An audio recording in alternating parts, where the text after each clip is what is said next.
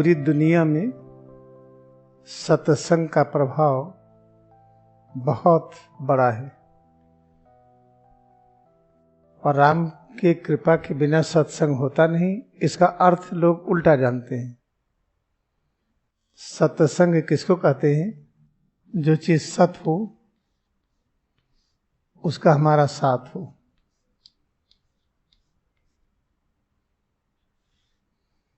और सत्संग होगा कैसे? राम कृपा हो। राम कृपा क्या है? राम के बारे में जो कुछ भी हम जानते हैं, क्रिया ध्यान से इसके बारे में जो ज्ञान होता है वो तो बहुत विस्तार से है, उतना समझने की आवश्यकता नहीं है। इतना मान लीजिए कि विष्णु के अंदर जो शक्ति और ज्ञान है, विष्णु का अस्तित्व, विष्णु का मन है जो सुरक्षा की जो शक्ति है, जो ज्ञान है, उसको विष्णु कहते, वही राम है। इसकी कृपा हो। कृपा का अर्थ क्या है?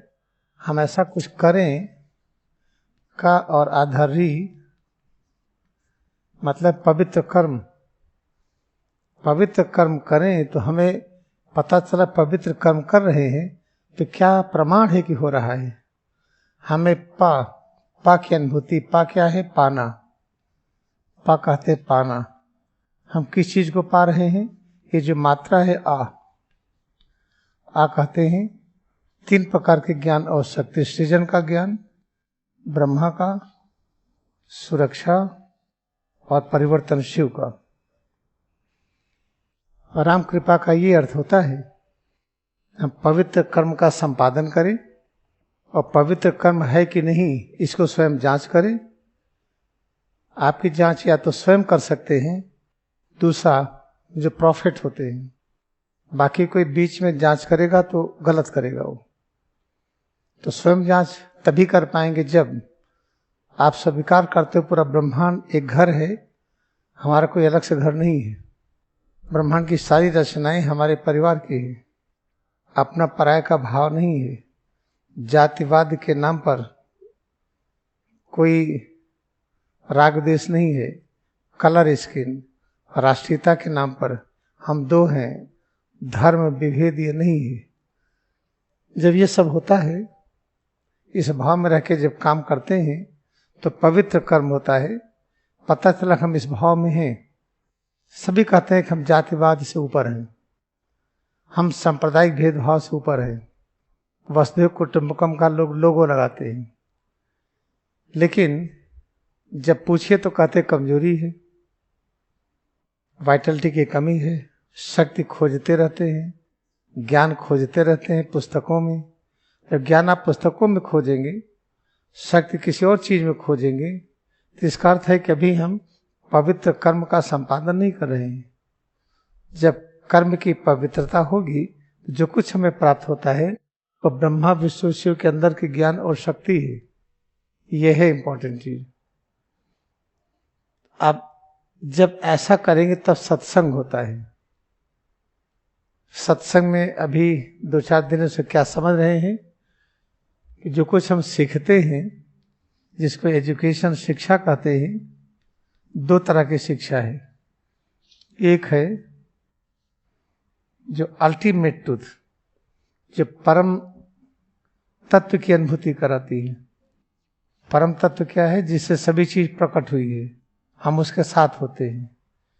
एक होता है जो सापेक्षता का सिद्धांत। सापेक्षता के सिद्धांत में रिलेटिविटी होती है। First division, second division, third division, pass हुआ कि फेल हुआ, धनी है कि गरीब है, ये पाप कर्म है कि पुण्य कर्म है, इस तरह की चीजें होती हैं। इस शिक्षा की सापेक्षता में ये कष्ट का कारक है। कुछ भी कर लीजिए, इसमें कष्ट आपके नहीं जाएंगे। आप अनुसंधान करके देख लीजिए, लेकिन उनके मित्र बनिए। कोई टॉप के साइंटिस्ट हो जिनको नोबेल प्राइज मिला हो, आपको पता आइंस्टाइन के रैंक बहुत ऊपर है। 100 वर्ष में आइंस्टाइन को सबसे प्रथम माना गया था। पूरे विश्व में उनको प्रथम नागरिक माने थे। आइंस्टाइन क्या कहते कि अगले जन्म हम साइंटिस्ट नहीं होना चाहते, कि हमने सब खोज बाहर की, कि इसका कोई मतलब नहीं, हम खोखले हैं, हमारे पास कुछ भी नहीं है। अगले जन्म में हम अपने को जानना चाहते हैं। गांधी जी के मार्ग को फॉलो कर रहे थे। अब गांधी जी अपने को जानते थे, इसलिए भयमुक्त थे। भयमुक्त का प्रमाण क्या है? जिनको गोली लगी 20 जनवरी को, जब बम पड़ा, दीवार उड़ गई, लोग तितर बितर हुए, वो हिले भी नहीं। फिर 30 जनवरी को जब गोली लगी तो चौंके भी नहीं। गोली लगने पर धाए धाए आवाज होती तो आदमी चौंकता तो है, वो चौंके भी नहीं। इसका अर्थ है कि भयमुक्त थे।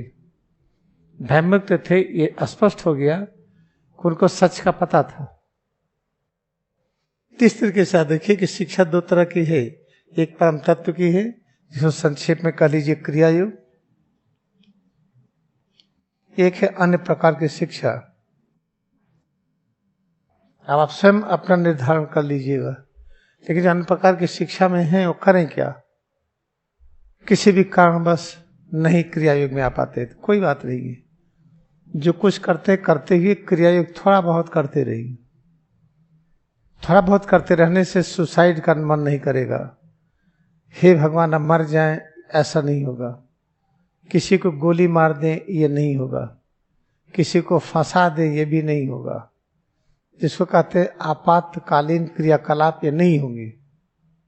इतना तो होता ही है। जिसको बहुत बड़ा संकट कहते हैं, बहुत दुख होता है तो आदमी नदी से कूद पड़ता है, फांसी लगा लेता है, अपने को जला देता है या किसी को मार देता है। ये सब चीज क्या है? आपातकालीन क्रियाएं हैं। या कुछ और धंधा अपनाया, लूटपाट शुरू किया और आगजनी किया। तो जब हम क्रिया योग कुछ भी करते रहेंगे तो आपातकालीन स्थितियां नहीं आएंगी। लेकिन जो क्रिया को पूरी तरह से अपना ले, उसका तो कहना क्या। लेकिन द्वापर का प्रारंभिक युग है, ये 323वां वर्ष चल रहा है। आप ऐसी आशा मत करिए कि अधिकांश लोग क्रिया योग को पूरी तरह से अपना पाएंगे, ऐसा नहीं होगा। हाँ, पहले से ज्यादा होंगे।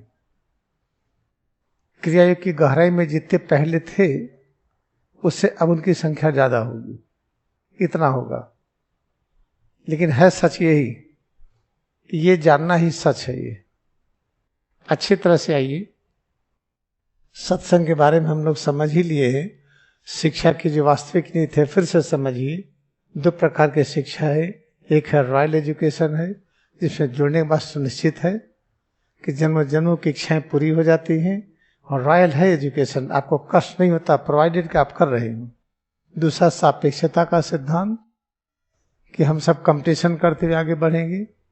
वो ऐसा किए हम भी करेंगे, उनसे आगे जाएंगे। First division, second, third division, pass और फेल में होंगे, लॉस और गेन में होंगे, सुख और दुख में, लाभ और हानि में।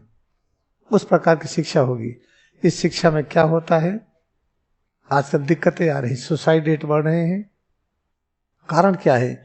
जिस समय की जो शिक्षा है फिट नहीं है। जैसे मुर्गी के अंडे में जब चूजा बड़ा हो जाता है तो चू चू करके चिल्लाता है। बहुत छोटा होता है, सोचता कर ये तो स्वर्ग है, इससे बढ़िया कोई जगह ही नहीं। लेकिन जैसे बड़ा होता है फिर चिल्लाने लगता है कि तो नरक है। उसकी माँ आती है, शल को छूती है, फूट जाता है, या कभी कभी अपने आप फूट जाता है। तो जब बाहर निकलता, अरे ये खुला आसमान मिल गया।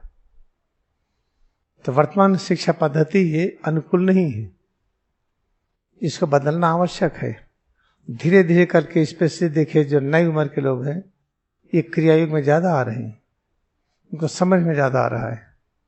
बाकी लोगों को क्यों नहीं आ रहा है? क्योंकि उनका काफी समय बीत गया, दिमाग बस गया है। हम जन्म लिए तो मरेंगे जरूर, सुख है तो दुख होगा, लाभ है तो हानि होगा। उनके दिमाग में इतना बस गया है, उसको हटने में टाइम लगता है। अब आइए, जब हम सच को जान जाते हैं तो इसको करते क्या, लक्ष्य क्या होता है? जान लेना, अनुभव कर लेना पर्याप्त नहीं है, उसको बाहर स्थापित करना का।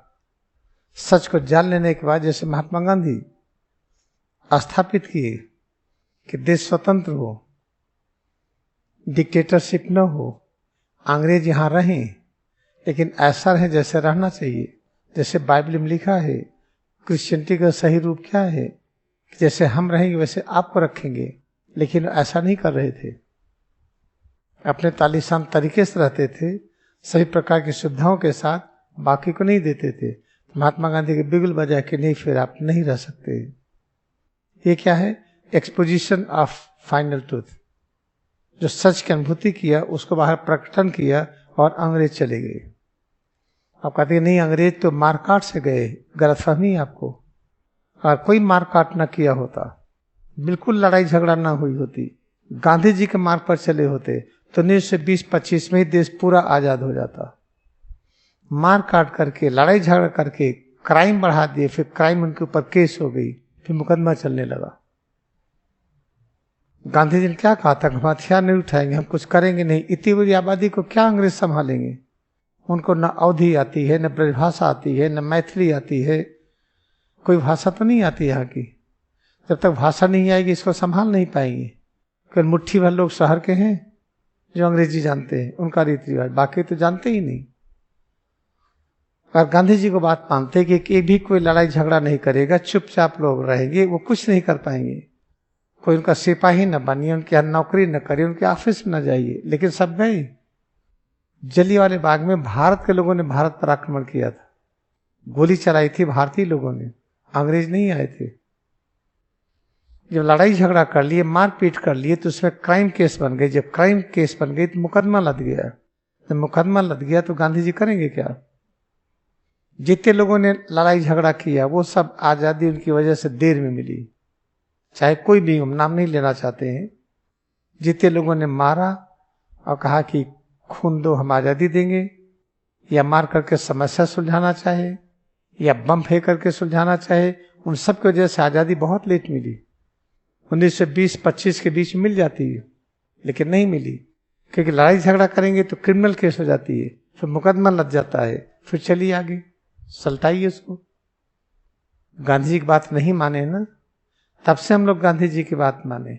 लड़ाई झगड़ा ना करिए, चीजों को सुलझाइए, न सुलझे एक कमेटी बनाइए, कमेटी बनाई, उसमें अपनी बात को रखिए। जब कमेटी वहां पर जाएगी तो लोग बदल जाएंगे।